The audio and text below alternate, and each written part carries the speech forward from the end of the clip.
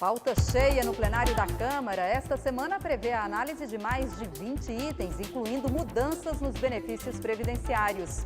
Comissão de Fiscalização Financeira e Controle realiza seminário para debater a PEC do teto dos gastos públicos, mas participantes não chegam a um consenso. E esta edição destaca também: lançada na Câmara, a Frente Parlamentar Mista em defesa do futsal, com a assinatura de mais de 200 parlamentares. Torcedores podem ter que passar por detectores de metal para entrar nos estádios. É o que prevê um projeto em análise na Câmara.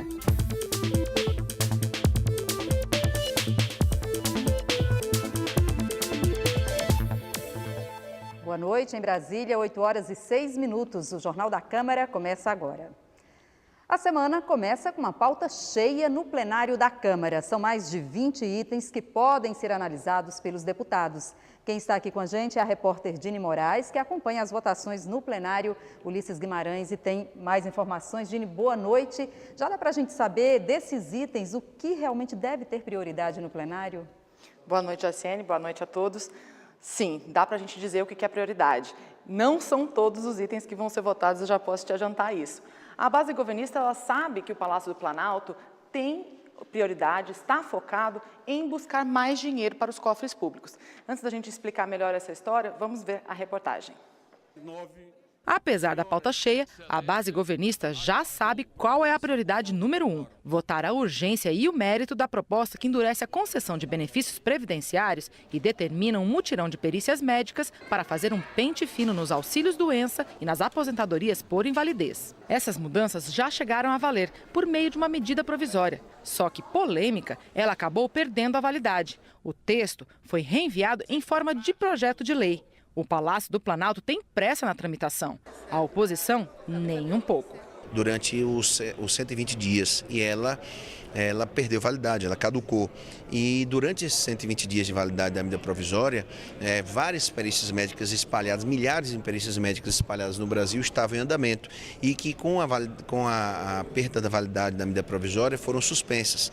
Então essas perícias médicas precisam ser retomadas, não é? E elas independem daquilo que nós vamos discutir na reforma da Previdência. É uma urgência nefasta ao trabalhador, porque ele dificulta, ele amplia o prazo para que você tenha direito ao auxílio-doença, ao salário maternidade, ao auxílio-reclusão e também diminui o valor do auxílio-reclusão. Vamos estar obstruindo, essa não é a urgência do povo brasileiro. Uma proposta que não está na pauta oficial do plenário, mas que também pode virar o centro das atenções esta semana, é a que traz medidas contra a corrupção, criando o crime de Caixa 2, por exemplo. Eu disse assim que a comissão terminar o seu trabalho, está pronto ao plenário, nós vamos votar.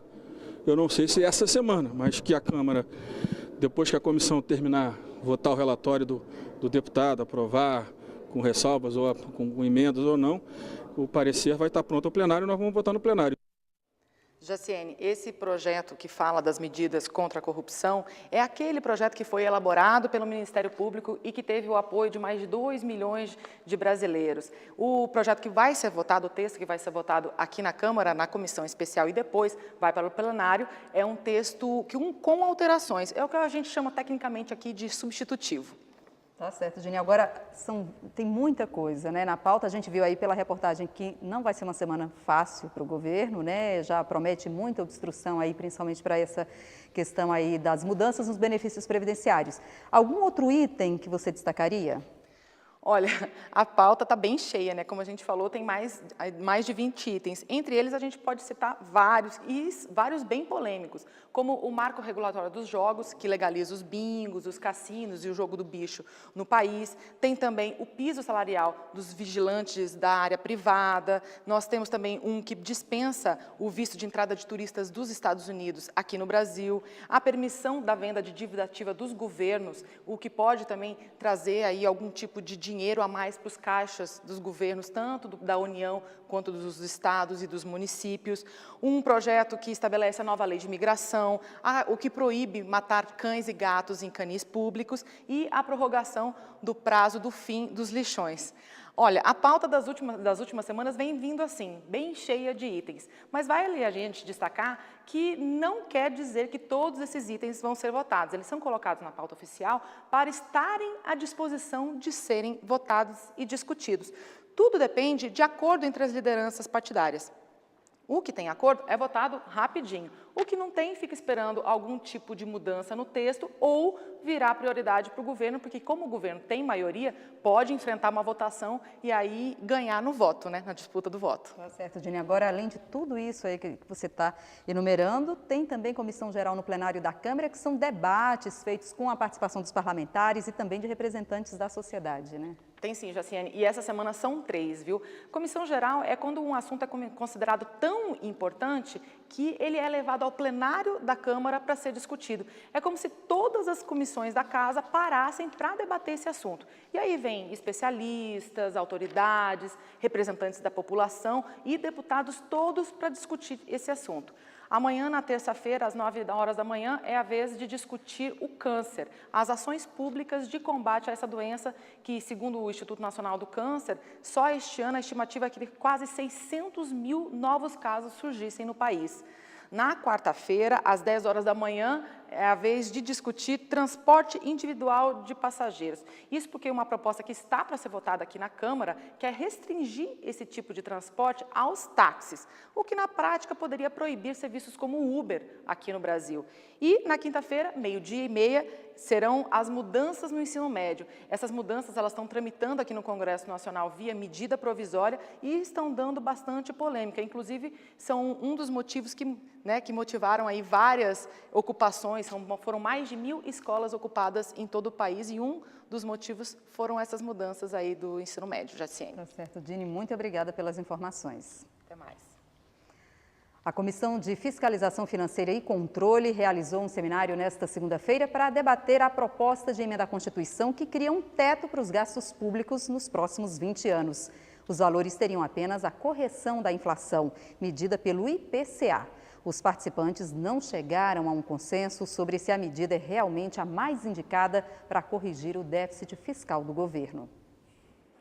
10 especialistas em economia e direito público ligados ao governo ou a instituições especializadas se revezaram ao microfone e também responderam perguntas do público durante o seminário. O representante do Tribunal de Contas da União disse que a proposta é dura, mas que algo precisa ser feito para evitar a explosão da dívida pública. A trajetória da dívida hoje é uma trajetória explosiva, insustentável, e a gente não vai conseguir recobrar o crescimento sem isso. Isso vai deixar o país inteiro sem dinheiro para financiar suas políticas públicas. Ou seja, algumas crises que a gente já está vivendo nos estados, fatalmente chegaria à União e a gente teria o pior cenário possível. Então, o cenário de não adoção de nenhuma medida corretiva é o pior cenário possível hoje. O deputado Léo de Brito, presidente da Comissão de Fiscalização Financeira e Controle, concorda que é preciso limitar o crescimento da dívida pública. Mas, para o parlamentar, o problema é a baixa arrecadação de impostos causada por um sistema falho.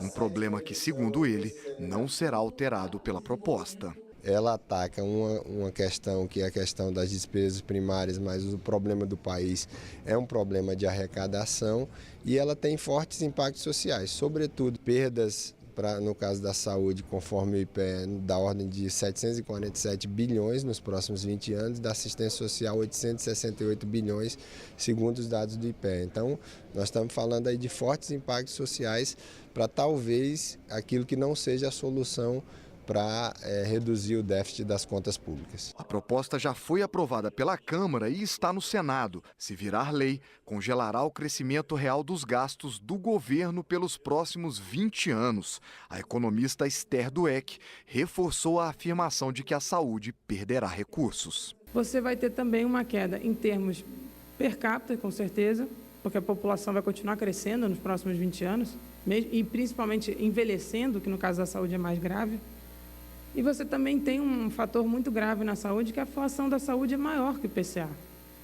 os custos de saúde crescem acima do IPCA. Já o representante do Ministério da Fazenda discorda. Para ele, o efeito da PEC será justamente o oposto, com a garantia dos recursos que devem ser investidos em saúde, educação e outras áreas sociais. O ajuste que o governo está propondo é um ajuste gradual que visa preservar os direitos, que visa preservar os programas sociais, para que não aconteça o que aconteceu até em outros países, os países vizinhos como Argentina, Venezuela e outros parecidos, no qual os programas sociais estavam garantidos na lei, mas o governo não tinha efetivamente recursos para executar nesses programas. Foi lançada na Câmara a Frente Parlamentar Mista em defesa do futsal. O pedido para criar essa frente parlamentar recebeu mais de 200 assinaturas entre deputados e senadores. O futsal, ou futebol de salão, é um esporte genuinamente nacional. Foi criado no Brasil, que até hoje se mantém entre as potências da modalidade. 12 milhões de brasileiros praticam futebol de quadra. Nas escolas, a modalidade também é muito querida. Por isso, um grupo de deputados e senadores acredita que este esporte merece mais atenção. Eles lançaram a Frente Parlamentar Mista em defesa do futsal.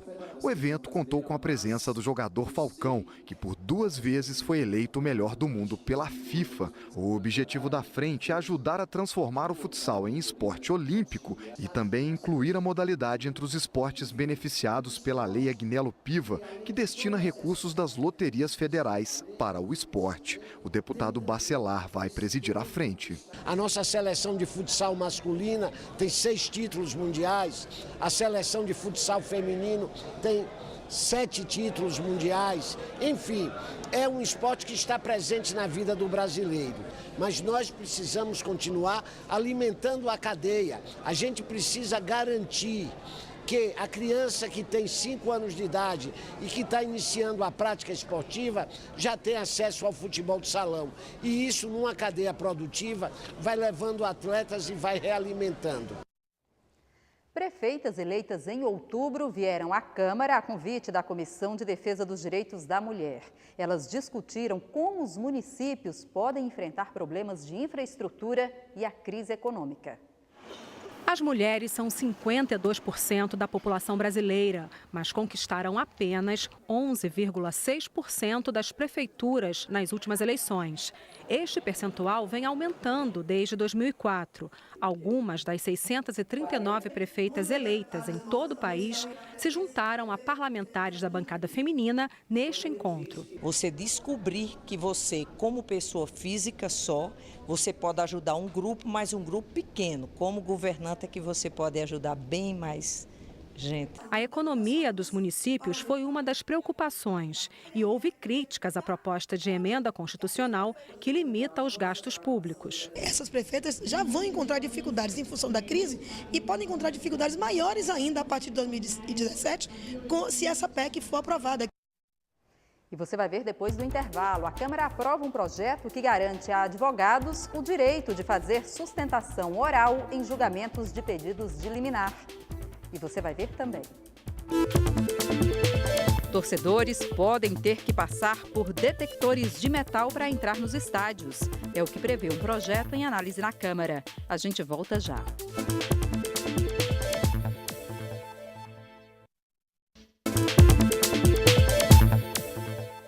A Câmara aprovou um projeto de lei que garante aos advogados o direito de fazer sustentação oral em julgamentos de pedidos de liminar. O objetivo é ampliar o direito de defesa.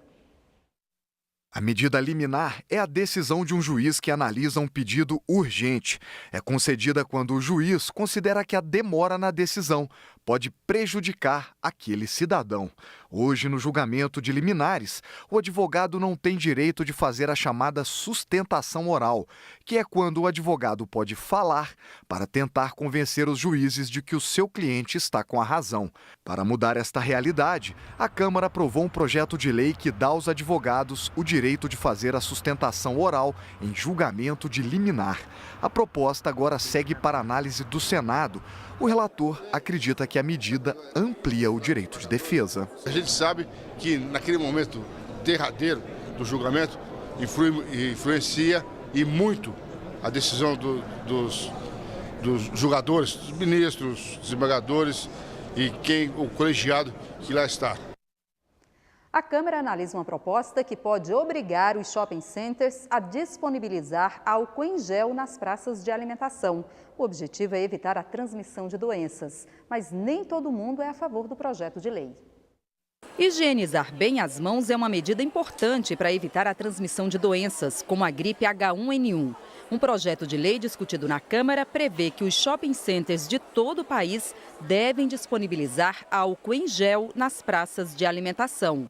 Esse médico especialista em medicina tropical diz que o uso do produto é apenas um complemento no cuidado com as mãos. A melhor forma de higienizar as mãos é com água e sabão. O álcool gel é um complemento, principalmente numa praça de alimentação, no momento que você for pegar um alimento, principalmente se for servir esse alimento para uma criança. Pela proposta, quem desrespeitar a lei poderá ser punido com advertência, multa e a interdição do estabelecimento, segundo a Lei de Infrações à Legislação Sanitária. O texto recebeu críticas de deputados e representantes do setor. Você dizer simplesmente por intuição que você disponibilizar álcool gel para a população vai evitar doenças é muito superficial, é muito pouco embasado e você acaba interferindo novamente na iniciativa privada de forma muito fácil, né? Isso a gente tem que ter mais cuidado quando a gente está tratando de uma entidade, de um equipamento privado, feito com dinheiro privado, administrado por pessoas privadas. O projeto fala que é em função dos germes, as doenças que podem ser provocadas nas pessoas e pela facilidade do álcool gel, isso seria uma contribuição importante. Entendo tudo isso, mas eu acho que isso não precisa ser uma lei. Isso é princípio de educação. Todo mundo, antes de fazer uma refeição, deve procurar um banheiro, lavar suas mãos e fazer a sua higiene como deve ser feita, naturalmente. O relator na Comissão de Seguridade Social e Família, onde o projeto foi aprovado, afirma que a medida se justifica pela necessidade de se reduzir a proliferação de doenças. Isso já existe, inclusive, em países da Europa, dos Estados Unidos, e agora, a partir do momento que você aprova esse projeto, nós vamos então promover uma campanha de divulgação onde há a conscientização da população no sentido de poder estar fazendo essa higienização, prevenindo contra a gripe do grupo A e também o H1N1. O projeto já foi aprovado na Comissão de Seguridade Social e Família e agora será analisado na Comissão de Constituição e Justiça da Câmara. Torcedores podem ter que passar por detectores de metal antes de entrar em estádios e ginásios esportivos. É o que prevê um projeto de lei em análise na Comissão de Segurança Pública e Combate ao Crime Organizado. A proposta torna obrigatória a instalação desses equipamentos. Como era bom assistir a jogos nos estádios com nossos pais quando nós, quarentões, éramos crianças. O que era um programa para toda a família nos anos 70 e 80, hoje se tornou uma verdadeira aventura, por vezes uma tragédia. A violência nos estádios de futebol virou quase uma rotina em dias de clássicos entre times rivais. Torcidas organizadas das equipes que se enfrentam começam a brigar e a violência se espalha rapidamente pela arquibancada. Outras vezes, quem começa a luta é algum torcedor isolado que levou armas para o estádio. O projeto original determinava que todos os estádios e ginásios tivessem detectores como este, do tipo portal. Mas o relator na primeira comissão resolveu mudar o texto para tornar a ideia mais viável. Nós sabemos que hoje tem um portátil, né, que poderá facilitar também a se identificar qualquer tipo de armamento, facas, armas, enfim, se faz necessário. Hoje o pai não pode levar mais os filhos para um jogo de futebol, por exemplo, a família não pode mais frequentar o jogo de futebol porque muitos vândalos levam até armas para dentro dos estádios e acaba tirando a vida.